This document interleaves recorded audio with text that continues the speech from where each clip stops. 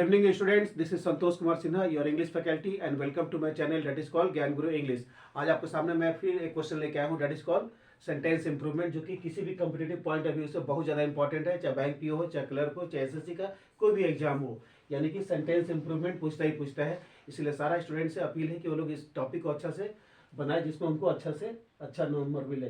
तो चलिए देखते हैं कि आज हम लोग का सेंटेंस इंप्रूवमेंट का क्वेश्चन क्या है और उसका फटाफट आंसर देखते हैं बिना टाइम को हम लोग वेस्ट किए हुए। So let's see question number 1।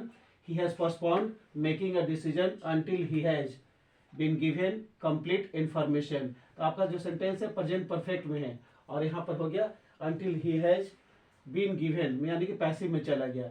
तो सेंटेंस इंप्रूवमेंट का फंडा क्या है, जो अंडरलाइन पार्ट है उसी को रिप्लेस करना है और ऑप्शन के अनुसार। अगर अंडरलाइन पार्ट आपका करेक्ट हो तो आप जाएंगे डी में, यानी कि नो इम्प्रूवमेंट में, और अगर गलत है तो किसी एक पार्ट में आप जाएंगे। तो यहाँ पर बोलता है, एक बार और देख लेते हैं, he has postponed making a decision until he has been given complete information. तो इसका करेक्ट आंसर होगा ही हैज बीन, और he has postponed making a decision till he had been given complete information. जब तक उसको complete information नहीं दिया गया था तब तक उसे अपना प्रोग्राम को पोस्टपोन कर देना था। ऐसा हो जाएगा, he has postponed making a decision till he had been given complete information. यहाँ पर till he had been given, जब तक उसको नहीं दिया गया था तब तक उसने अपने प्रोग्राम को, डिसीजन का प्रोग्राम जो था उसको पोस्टपोन कर दिया था। He has postpone making a decision till he had been given a complete information. Now question number 2, during her studies finance, यानी कि इसको अंडरलाइन किया है। ड्यूरिंग हर स्टडीज फाइनेंस, जब वो फाइनेंस स्टडी कर रही थी, she return to India to manage her family business. एक बार और देखते हैं क्वेश्चन क्या बोलता है। ड्यूरिंग हर स्टडीज फाइनेंस, इसको अंडरलाइन किया है, यानी कि इसको हटाना है according to tense. She return to India to manage her family business. इसका करेक्ट आंसर होगा during studying she return to India to manage her family business. जब वो पढ़ रही थी तो वो इंडिया वापस आ गई थी अपने फैमिली का बिजनेस को सपोर्ट करने के लिए। ऐसे ड्यूरिंग हर या during studying she return to India to manage her family business. तो यहाँ पर ड्यूरिंग हर स्टडिंग फाइनेंस या ड्यूरिंग हर स्टडीज फाइनेंस, ये बिल्कुल स्ट्रक्चर इसका गलत है। क्या हो जाएगा, ड्यूरिंग स्टडिंग, यानी कि पढ़ाई करते वक्त वह इंडिया में आ गई थी अपने फैमिली बिजनेस को सपोर्ट करने के लिए। तो ड्यूरिंग हर स्टडीज फाइनेंस, ये बिल्कुल स्ट्रक्चर इसका गलत है। इसका आंसर हो जाएगा ड्यूरिंग स्टडिंग, पढ़ाई करते वक्त वह इंडिया आई थी अपने बिजनेस फैमिली को संभालने के लिए। थर्ड बोलता है, in this circumstances they will not be able to meet the assign target. यहाँ पर सिर्फ असाइन को अंडरलाइन किया हटाने के लिए। अगर आपको टेंस पॉइंट ऑफ व्यू से अगर गलत है तो इसको हटाएंगे, अगर सही है तो आप जाएंगे सीधा नो इम्प्रूवमेंट में। एक बार और देख लेते हैं, in this circumstances they will not be able to meet the assign target. तो इसका आंसर हो जाएगा असाइंड टारगेट, ASSIGNED यहाँ पर प्रेजेंट में है, यहाँ पर टारगेटेड असाइनमेंट दिया हुआ है, जबकि हो जाएगा आंसर असाइंड टारगेट। ऐसे हो जाएगा, in this circumstances they will not be able to meet the assigned target. Now question number 4, banks must be insured, इसको बोला हटाने के लिए must be insured को, that 25% of their loans is given to the agricultural sector. Once again let us see the question. Banks must be insured that 25% of their loan is given to the agricultural sector. तो यहाँ बोलता है हटाने के लिए must be insured को, इसको हटाना है अगर आपको टेंस के अनुसार गलत लगता है तो इसका आंसर हो जाएगा banks have to ensure that 25% of their loan is given to the agricultural sector. यहाँ पर ऑप्शन आपका ए हो जाएगा। Correct answer is A, banks have to ensure हो जाएगा, बैंक्स हैव टू इंश्योर, यानी कि करेक्ट आंसर इसका ए हो जाएगा। चलिए देखते हैं कि हमारा क्वेश्चन नंबर 5 क्या बोलता है सेंटेंस इंप्रूवमेंट से। चलिए देखते हैं कि हमारा अगला क्वेश्चन यानी कि सेंटेंस इंप्रूवमेंट से क्या बोलता है। देखिए question number 5, my doctor knew that I would eventually recover and do the kind of work I would be doing before. Once again let us see the question. My doctor knew that I would eventually recover. I would eventually recover and do the kind of work I would be doing before. यानी कि I would be doing को underline किया और इसको हटाना है according to tense। तो पहला ऑप्शन बोलता है would have been doing, ये गलत है। would have done, ये भी गलत है।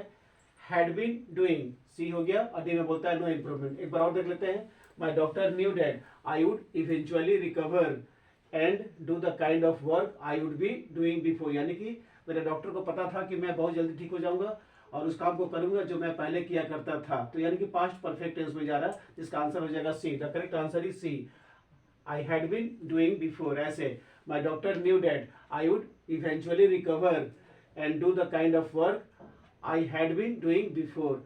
आई हैड बीन डूइंग बिफोर हो जाएगा, जो काम मैं पहले किया करता था। So the correct answer is C. Question number 5 का करेक्ट आंसर हो गया आपका C. This is the correct answer. Now let's see question number 6। Question number 6 में क्या बोलता है, the crime has grew rapidly, यानी कि हैज ग्रीव को अंडरलाइन किया है और ये तो देख के पता चल रहा है कि अकॉर्डिंग टू टेंस इसका जो स्ट्रक्चर है बिल्कुल गलत है। द क्राइम हैज ग्रीव की जगह crime has grown rapidly in Russian countries since independence. Once again the crime has grew के बदले द क्राइम हैज ग्रोन हो जाएगा। ऑप्शन ए बोलता है हैड ग्रो, गलत है। बी में बोलता है हैड ग्रीव, ये भी गलत है। सी में बोलता है has grown. The correct answer is C.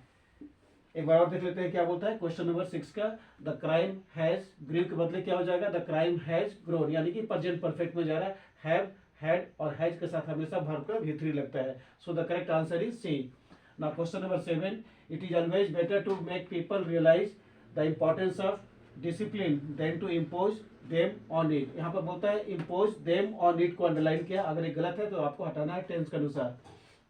एक बार और देखते हैं, it is always better to make people realise the importance of discipline than to impose them on it. Impose them on it को हटाना है अगर ये गलत है तो। ऑप्शन ए बोलता है impose it on them, impose it on them is the correct answer. So the correct answer of question number 7 is A. ऐसे हो जाएगा, it is always better to make people realise the importance of discipline than to impose them on it के बदले होगा it is always better to make people realise the importance of discipline than impose it on them हो जाएगा।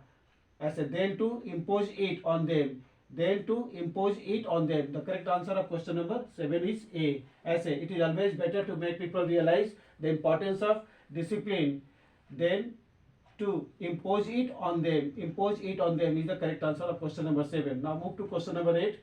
In relation to the upcoming Lok Sabha election, the EC clarified, यानी कि past tense में जा रहा है, that as no rules have been formulated, there was no question of raising the official calling on elections expense of the candidates. Once again, let us see the question. In relation to the upcoming Lok Sabha election, the EC clarified as no rules have been formulated, there was no question of raising the official calling on election expense of the candidate or expenses of the candidate. यहाँ पर हटाना है आपको no question of raising the official calling on election expenses of the candidates को हटाना है option के अनुसार और टेंस के अनुसार। अगर आपको गलत है टेंस का स्ट्रक्चर के अनुसार, अगर नो क्वेश्चन से लेकर के यहाँ तक अगर गलत है तो आपको हटाना है। इसका करेक्ट आंसर देख लेते हैं क्या बोलता है। ए में बोलता है विल बी नो क्वेश्चन, ये फ्यूचर में जा रहा है, जबकि यहाँ पर बोलता है there was no question. B में बोलता है कुड बी नो क्वेश्चन, ये भी गलत है आपका। सी में बोलता है शुड बी नो क्वेश्चन, ये भी आपका गलत है। और डी में आ गया नो इम्प्रूवमेंट। तो जैसा कि मैं आपको पहले बता चुका हूं कि जब भी आप सेंटेंस को इंप्रूव करने के लिए बैठेंगे, अगर आपका option A, option B, option C तीनों का मीनिंग डिफरेंट होगा सेंस में, तो उसका आंसर हो जाएगा डी। और कोई भी अंडरलाइन पार्ट अगर उठा के किसी एक ऑप्शन में दे दिया तो हम उसको नहीं टच करके हम सीधा किस में जाएंगे, डी में। तो यहाँ पर तीनों ऑप्शन हमारा डिफरेंट है। विल बी नो क्वेश्चन यानी कि फ्यूचर में जा रहा है, कुड बी नो क्वेश्चन ये पास्ट में हो गया, और शुड बी नो क्वेश्चन ये आपका सजेशन के रूप में हो गया, यानी कि ए बी सी तीनों डिफरेंट हो गया। इसका आंसर क्या हो गया, डी, यानी कि sentence is absolutely correct. The sentence is absolutely correct, there is no error at all. चलिए देखते हैं कि हमारा सेंटेंस इंप्रूवमेंट का अगला क्वेश्चन क्या बोलता है। चलिए देखते हैं कि हमारा अगला क्वेश्चन सेंटेंस इंप्रूवमेंट से क्या बोलता है और उसका करेक्ट आंसर क्या होगा, फटाफट देखते हैं। Now question number 9, let's see question number 9। The जज asked the lawyer to be consistent with proof in the case. यहाँ पर प्रूफ को अंडरलाइन किया गया है। Once again, let us see the question. The judge asked the lawyer to be consistent with proof in the case. यहाँ पर correct answer हो जाएगा the judge asked the lawyer to be consistent with evidence in the case, यानी कि जज ने lawyer से बोला कि आपके पास जो एविडेंस है उसको लेके कोर्ट में मौजूद होकर केस से रिलेटेड जो है। वंस अगेन इसका करेक्ट आंसर ए होगा, एविडेंस मतलब सबूत के साथ। द जज asked the lawyer to be consistent with proof in the case. So the correct answer will be like this. The judge asked the lawyer to be consistent with evidence in the case, यानी कि evidence के साथ court में जाना है। इस जज का ऑर्डर था वकील के लिए। Now question number 10, the prime minister established a commission to look after the plight of the workers from the country. once again the prime minister established, यहाँ established को अंडरलाइन किया है, इसको हटाना अगर आपका टेंस के अनुसार गलत है तो। the prime minister established a commission to look after the plight of the workers from the country. Plight मतलब हमारे इंडिया से वर्कर्स लोग क्यों भाग जा रहे हैं, क्यों दूसरे देश में जाकर सेटल हो जा रहे हैं, काम के तलाश में क्यों जा रहे हैं, उसी के लिए प्राइम मिनिस्टर ने एक कमीशन को सेटअप किया है। इसका करेक्ट आंसर हो जाएगा set up B. So the question number 10 is the prime minister established की जगह हो जाएगा the prime minister set up a commission to look after the plight of the workers from the country. So the correct answer of question number 10 is B. इसका correct answer आपका B हो जाएगा। Now question number 11. Income tax rates are usually associated to one's annual income. एक बार और देखते हैं। Income tax rates are usually associated to one's, यानी कि associated to one's को replace करना है टेंस के अनुसार।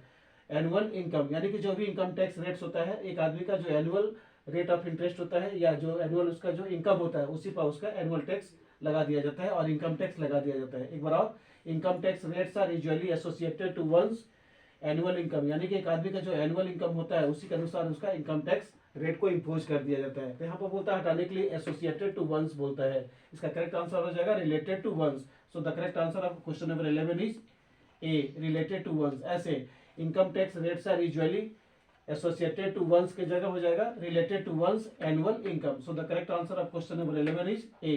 Now question number 12, unity in strength. Unity in strength is the most noticeable quality in India. एक बार और देखते हैं। Unity in strength is the most noticeable quality in India, यानी कि noticeable को बोला हटाने के लिए अगर आपका incorrect है तो इसका correct answer हो जाएगा unity in strength is the most remarkable quality in India, यानी कि बहुत ज़्यादा रिमार्क किया गया है। So the correct answer of question number 12 is B, यानी कि C। ऐसे unity in strength is the most remarkable quality in India, यहाँ पर रिमार्केबल इसका करेक्ट आंसर हो जाएगा और ये आपका इनअप्रोप्रिएट है। नोटिसेबल यहाँ पर इनअप्रोप्रिएट है, इसका अप्रोप्रिएट आंसर हो जाएगा रिमार्केबल। ऐसे unity in strength is the most remarkable quality in India. हमारे इंडिया में जो यूनिटी इन स्ट्रेंथ है ना, ये बहुत ज़्यादा रिमार्केबल क्वालिटी है, मतलब बहुत ही अच्छा चीज़ है, इसलिए unity in strength is one of the best things in life. तो ये था आज का कुछ क्वेश्चंस। फिर हम अगले दिन यानी कि कल संडे को बहुत सारा कॉम्पिटिटिव पॉइंट ऑफ व्यू से सेंटेंस को इंप्रूवमेंट करने का जो क्वेश्चंस होगा और कुछ प्रीवियस ईयर का क्वेश्चंस होगा उसको मैं लेके आऊँगा और उसको फटाफट सोल्यूशंस भी मैं आपको दे दूंगा। तो अगर आपको ये वीडियो अच्छा लगे तो इसको लाइक कीजिए, शेयर कीजिए और ज़्यादा से ज़्यादा इसको सब्सक्राइब कीजिए। Till then good night to all of you.